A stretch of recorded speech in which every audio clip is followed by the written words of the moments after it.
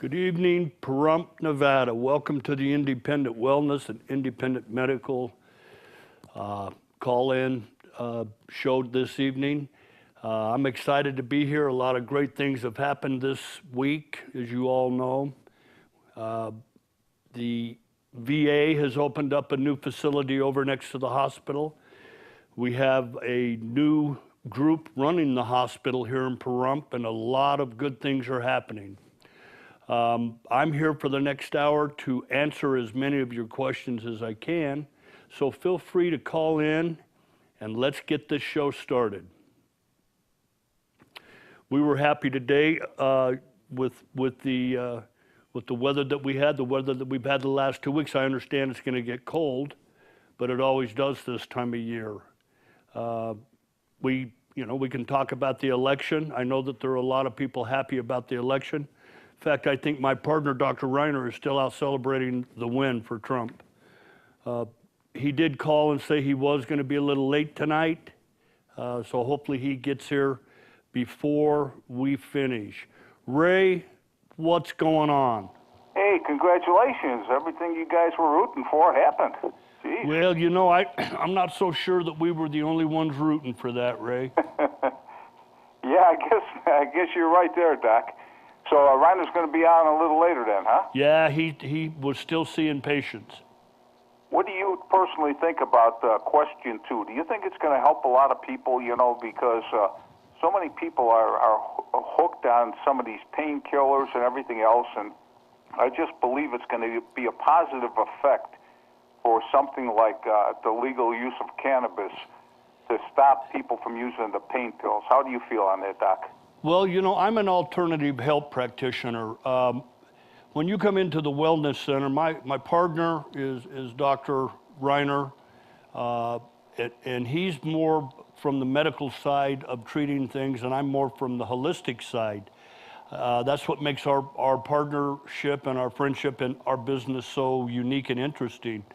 I know that he does everything that he can legally to try to help people with the pain and the situations that they have. And I do know that he is a proponent of marijuana, as am I. Anything to help get some of these older patients off of the Oxycontin and the hydrocodone. It's very, very difficult to detox a 75, 78, 80-year-old individual that have been on these meds for who knows how many years. I have a lot of hope in the marijuana, and I got a feeling, Ray, that now that the doors have been opened, that we're going to find out things about cannabinol, because they're going to be forced now to truly do the studies that need to be done. And I think we're going to find out that, we've been sitting on, as you know, and as many people here in Pahrump know, on a therapy and a medication, if used properly, could probably do a lot of things. They're talking cancer treatment, not just getting people off of these narcotics, but, cancer treatment. They're talking working with autistic children with cannabis. They're talking about working with seizures with cannabis. And I mean, I'm truly excited about it. Well, I believe you're right. On some of the previous shows, because I watch your show religiously, and people have called in. One lady called in and said her mother was completely against the use of marijuana in any form. But then she ran out of her oxys, and she couldn't get the oxys. And she got on the marijuana, and she never used painkillers again. She said, "This is wonderful." And she didn't, no longer dependent. The withdrawals. Doc, I sat through suicide watches for people on oxycodones, and it was horrible how they wanted to kill themselves, and you had to watch over them for the entire night so they wouldn't whack themselves because they're going through withdrawals. Exactly. Well, I mean, an individual, the difference between habit forming and addictive is night and day. Addiction, your body actually craves the chemical. You can take 10 severe alcoholics and 10 heroin addicts and put them in a room and come back in 5 days, you'll have 10 dead alcoholics because of the withdrawals that people go through on alcohol. So I just think that the cannabis is going to be great. I think your pharmaceuticals are going to fight it like crazy because, you know what, it's just something that they may lose control over, which I don't feel real bad about, Ray, but they're going to fight it. They're going to come out with everything they can say negative about it, but, you know, let the chips fall where they will. I think it's a good thing. Well, one thing that should be brought out, I mean, I have friends in California that had said, because they passed the cannabis deal in a huge amount, I think they had 87%, at least that's the figure they were tossing out.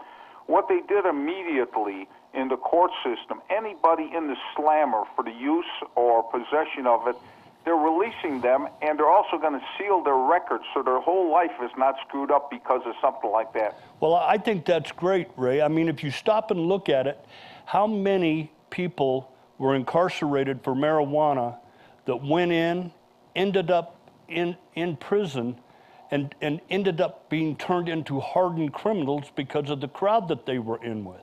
Absolutely. So I think that hopefully the population of the penal system will go down. Hopefully the people that are hooked on the OxyContin and on the Vicodin and on the codeine derivatives, which are just a distillate down from heroin, will reduce. And I'm, like I said, I'm truly excited about it. Well, you know, I sat through court today, which I do most of the time, but today was a sentencing in front of Judge Lane, and they call it Law in Motion, Doc. And it's every second Monday on criminal with Lane. And there was actually a guy who pled guilty today to using marijuana, and he's going to be sentenced in 3 months. And because it happened, you know, like in 14 or something like that. And I talked to different people in the courtroom who seemed to agree with me. If he went to the jury trial, which would have been like 3-4 months down the line, there's no way he would have got a conviction, because people would say, we're going to convict somebody for using marijuana when it's legal now, but just because he used it before it was legal, we're going to put him in a cage? I mean, this is absurd. And that's what Nevada should take the lead from California and say, look, let's let these people out of the cages and let's clean their record, because this is ridiculous to ruin somebody's life for a natural plant that grows in. You can grow it in your backyard, and that's what they should let us do. Grow it for personal use in your backyard and not have all kinds of different regulations on, well, you can't do this and you can't do that. It's something that's very positive. I'm glad the people came to their senses and voted and passed Proposition 2. Yeah, I am too. All right, I'm going to open the line up. I'll probably call in later. I see you're all alone, but I think a few more people may want to talk to you. Well, if I start floundering, make a call, Ray. Throw me a life, hey, Ray, throw me a life preserver, will you? All right, I'll do that, Doc. Thank you for the call, Ray. Bye-bye. Yeah, it's real interesting where it's come, the whole marijuana, the whole cannabinol system over the last, I think it was in 1933 that they criminalized it. It's been real interesting. And we mentioned last week, I believe, there were these movies that they would show when I was in high school called Reefer Madness. And I, even back then, I would look at that stuff and think there's absolutely no way, because back in junior high in the 60s and the 70s, I mean, all the kids were doing it. So it was interesting how the government has really, really tried to infiltrate our brains and our thinking as to something is really, I feel, as benign as marijuana. Like anything else, it can be used to extremes. Like anything else, you know, it can probably be abused. But the one thing about it is there isn't a detox when you come off of marijuana. You don't go into withdrawals when you stop smoking marijuana. You don't vomit. You don't have convulsions. So it's a lot less harmful than even alcohol as far as that goes. Okay, we're going to take a break right now. You guys get your questions together for the next 15, 20 minutes so that we can keep this show flowing. Thank you. Bye.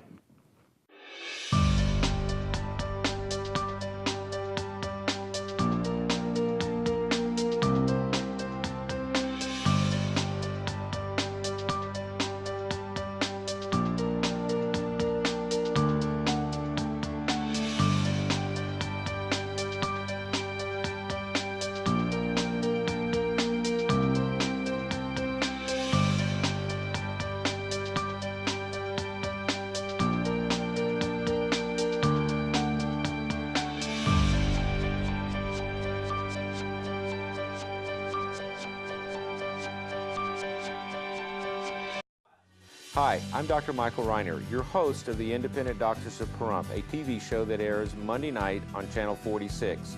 I want to remind you that I am a practicing physician in Pahrump, and I'm an independent practitioner, which means I am not bought by any insurance company or corporate medicine. We provide the highest level of care. We have nurse practitioners. We have other physicians, specialists who come to our office. Please come visit me. I'm at 1316 East Calvada here in the heart of Pahrump. Thank you.